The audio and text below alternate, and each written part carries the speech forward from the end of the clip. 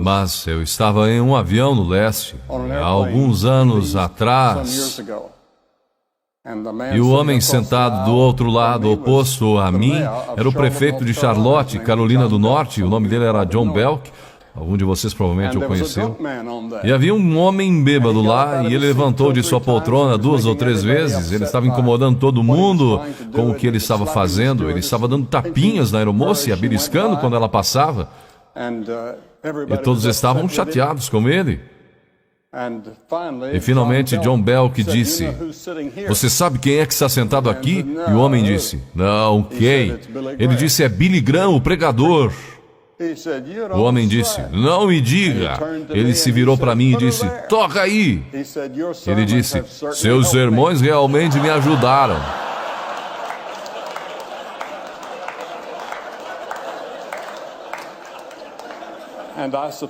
E eu suponho que isso seja verdade para milhares de pessoas.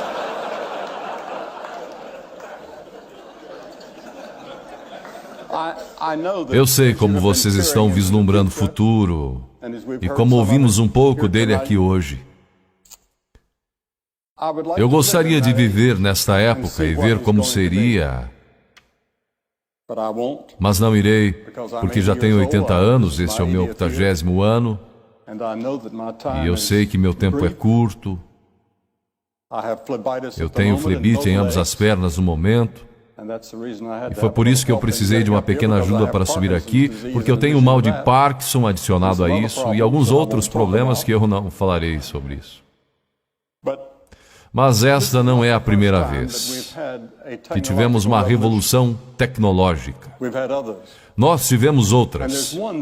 E há uma sobre a qual eu quero falar.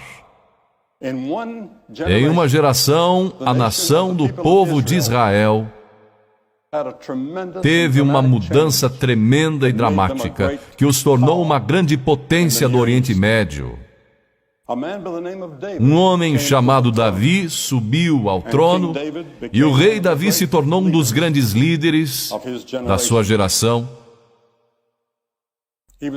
Ele era um homem de grande liderança. Ele tinha o favor de Deus com ele. Ele era um brilhante poeta, filósofo, escritor, soldado, com estratégias em combates e conflitos, até hoje estudadas por nós.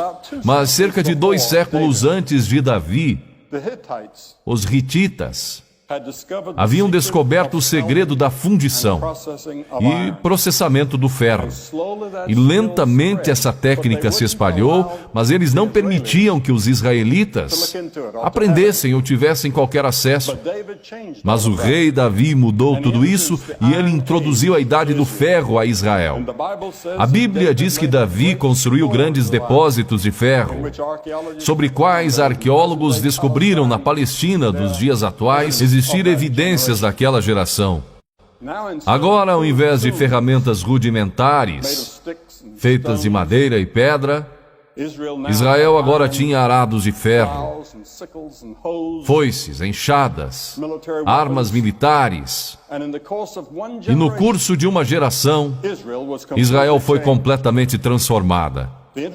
A introdução do ferro, de certa forma, teve um impacto um pouco parecido com o que o microchip teve na nossa geração.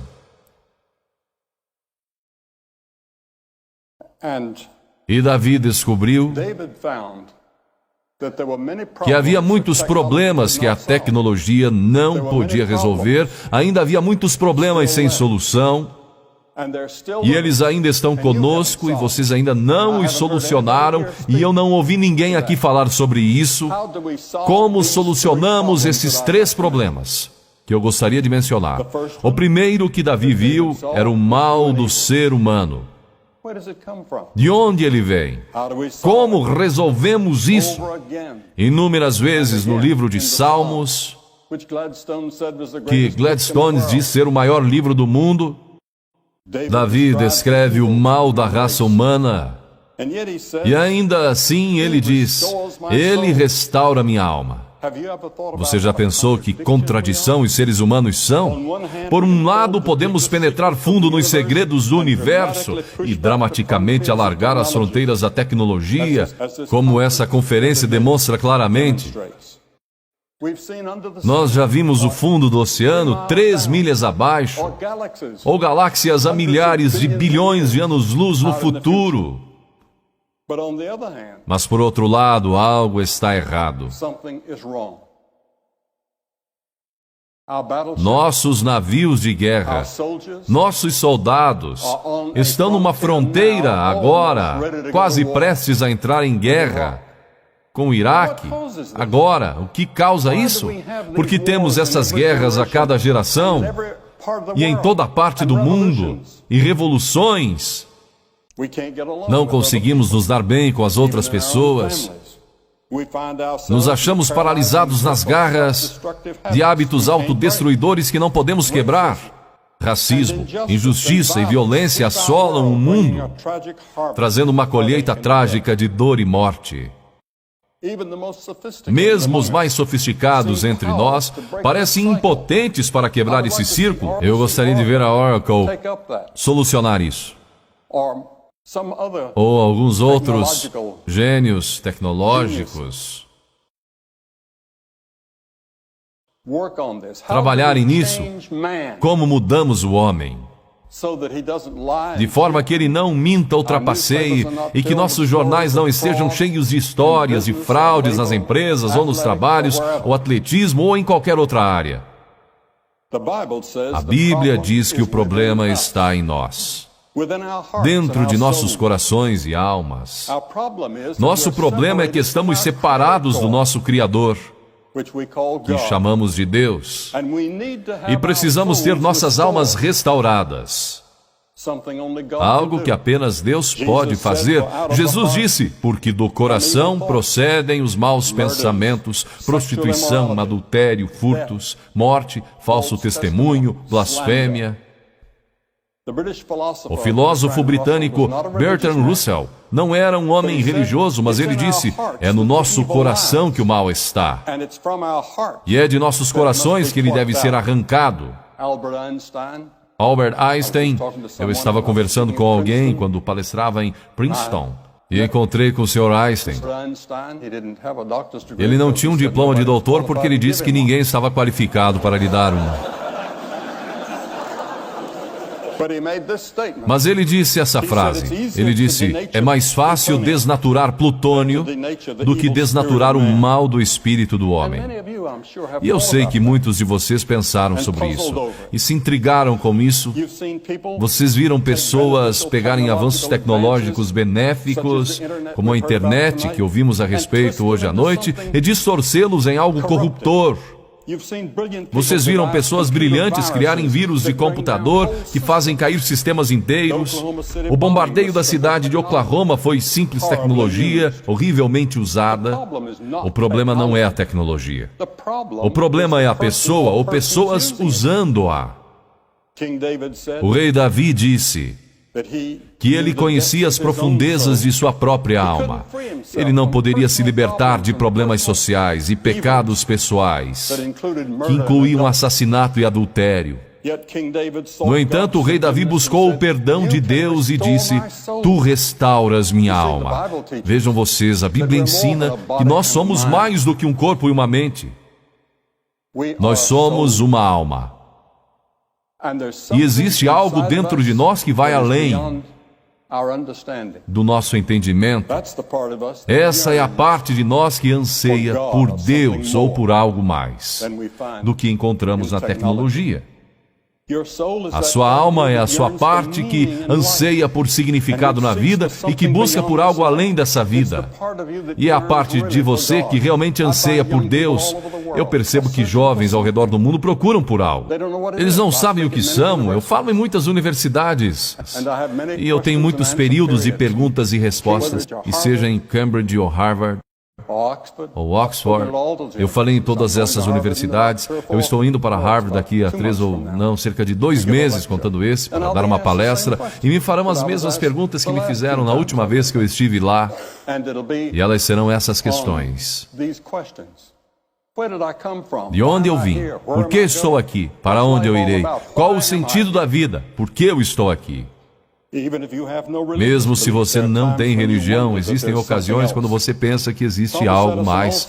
Thomas Edison também disse: quando você vê tudo o que acontece no mundo da ciência e no funcionamento do universo, você não pode negar que existe um comandante na ponte. Eu lembro uma vez, me sentei ao lado da senhora Gorbachev, num jantar na Casa Branca, e fui até o embaixador Dobrynin, quem eu conheço muito bem. Eu estive na Rússia por várias vezes durante o comunismo. Eles me deram uma liberdade maravilhosa que eu não esperava. E eu conheci o Sr. Dobrynin muito bem, e eu disse: eu vou me sentar ao lado da Sra. Gorbachev hoje à noite sobre o que eu devo conversar com ela. E ele me surpreendeu com a resposta. Ele disse: fale sobre religião e filosofia com ela.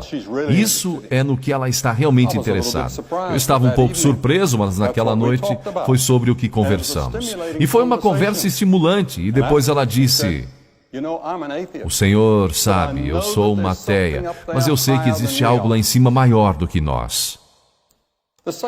O segundo problema que o rei Davi percebeu que ele não podia resolver era o problema do sofrimento humano. O escritor do livro mais antigo do mundo foi Jó. E ele disse: mas o homem nasce para a tribulação como as faíscas se levantam para voar. Sim, certamente a ciência fez muito para retardar certos tipos de sofrimentos humanos, mas eu, em poucos meses, terei 80 anos de idade.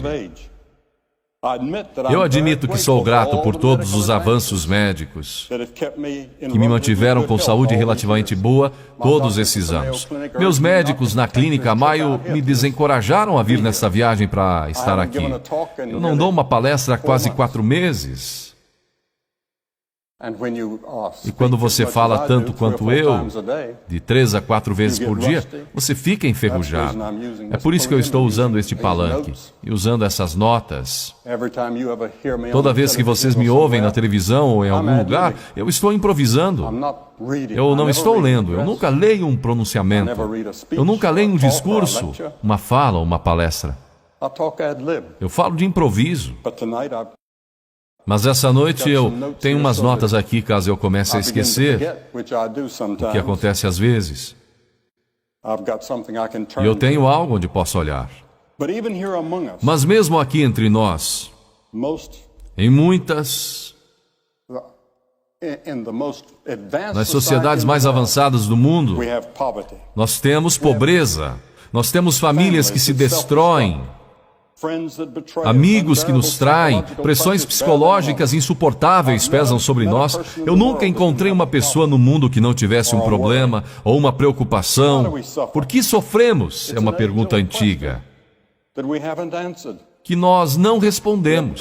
No entanto, Davi mais uma vez disse que ele iria se voltar para Deus. Ele disse: o Senhor é o meu pastor. O último problema que Davi sabia que ele não podia resolver era a morte. Muitos comentaristas dizem que a morte é um assunto proibido na nossa geração. A maioria das pessoas vivem como se elas nunca fossem morrer. A tecnologia projeta o mito do controle sobre a nossa mortalidade. Nós vemos pessoas em nossas telas de cinema. Marilyn Monroe é tão bonita nas telas como ela era pessoalmente, e muitos jovens pensam que ela ainda está viva. Eles não sabem que ela está morta. Ou Clark Gable, ou quem quer que seja, as velhas estrelas, elas voltam a viver. E elas são tão maravilhosas naquela tela como eram pessoalmente. Mas a morte é inevitável. Há algum tempo atrás eu falei em uma sessão adjunta do Congresso, ano passado, e nós nos reunimos naquela sala, a sala das estátuas. Mais ou menos 300 delas estavam lá. E eu disse: existe uma coisa que temos em comum nessa sala. Todos nós juntos, republicanos ou democratas, ou qualquer outro. Eu disse: todos nós iremos morrer. E nós temos isso em comum com esses grandes homens do passado que estão nos olhando do alto. E é frequentemente difícil para os jovens entender isso. É difícil para eles entenderem que eles irão morrer. Assim como o escritor do livro de Eclesiastes escreveu, ele disse: há tempo para todo o propósito debaixo do céu, há tempo de nascer e tempo de morrer. E eu estive junto ao leito da morte de muitas pessoas famosas, as quais vocês reconheceriam. Eu falei com elas. Eu as visitei em seus momentos de agonia, quando elas estavam morrendo de medo. No entanto, alguns anos antes, a morte nunca havia passado pelas suas cabeças. Eu falei com uma mulher semana passada, cujo pai era um médico famoso. Ela disse que ele nunca pensava em Deus, nunca falava sobre Deus e não acreditava em Deus. Ele era ateu. Mas ele disse, quando ele estava para morrer, ele sentou-se do lado da cama um dia e perguntou à enfermeira se ele poderia ver o capelão. E pela primeira vez na vida dele, ele disse que ele iria pensar no inevitável e sobre Deus. Existiria um Deus? Há alguns anos atrás, um estudante universitário me perguntou: qual é a maior surpresa da sua vida? Eu disse: a maior surpresa da minha vida é a brevidade da vida. Ela passa tão rápido. Mas não precisa ter que ser dessa maneira. Wernher von Braun, após o término da Segunda Guerra Mundial, concluiu: a ciência e a religião não são antagônicas. Pelo contrário, elas são irmãs. Ele colocou isso a nível social. Eu conhecia bem o Dr. Von.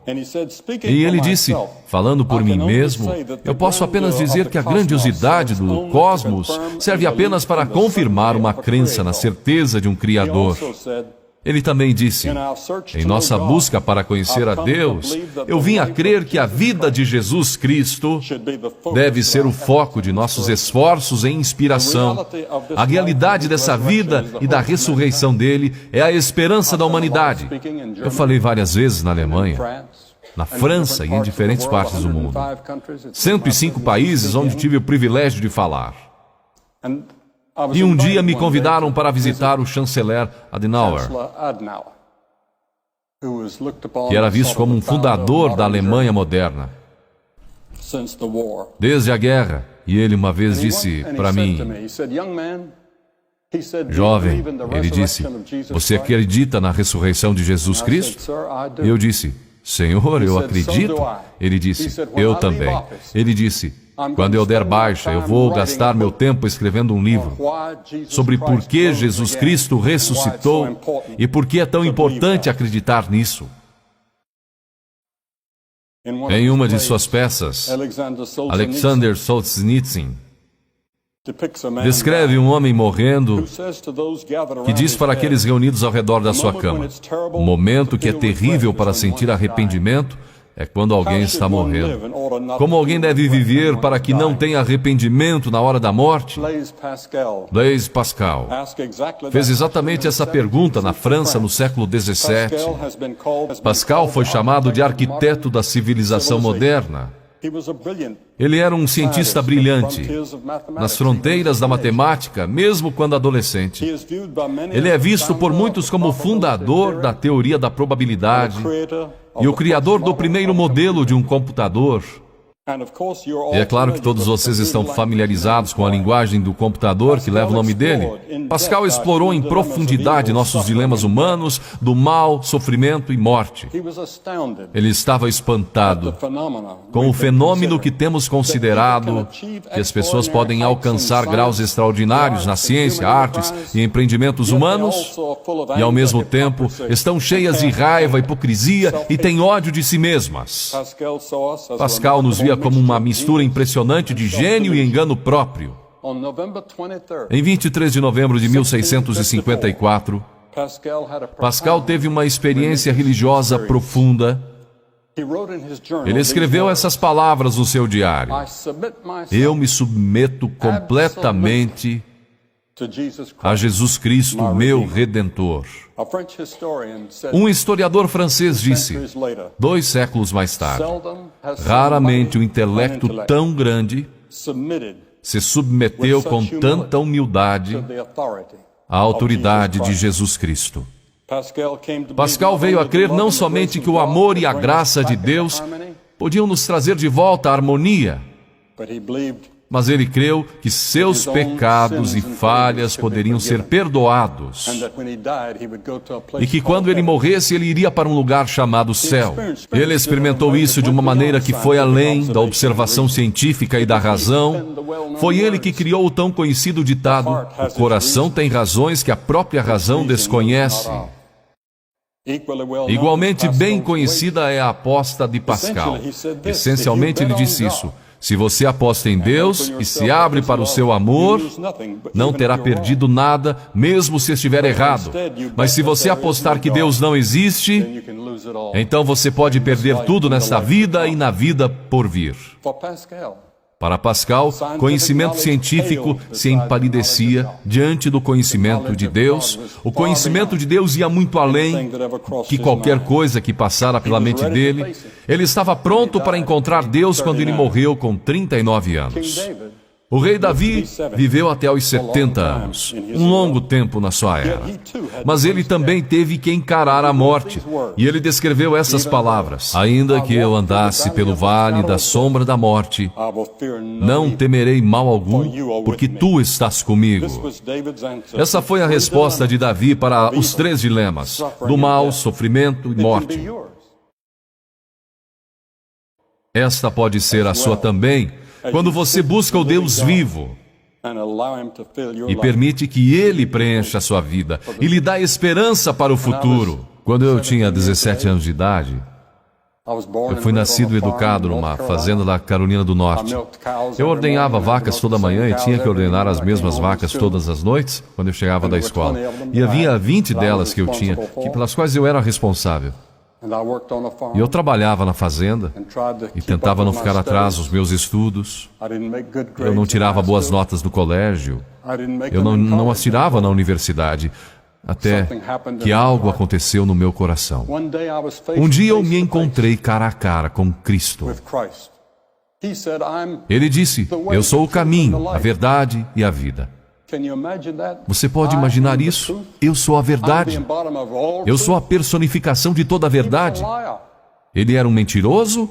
Ou ele era um louco? Ou ele era o que ele alegava ser? O que ele era? Eu tinha que fazer aquela decisão. Eu não podia provar isso. Eu não podia levar isso a um laboratório e fazer experiências com isso. Mas pela fé eu disse: eu acredito nele. E ele entrou em meu coração e mudou a minha vida. E agora eu estou pronto para quando eu ouvir aquele chamado para entrar na presença de Deus. Obrigado e Deus abençoe todos vocês.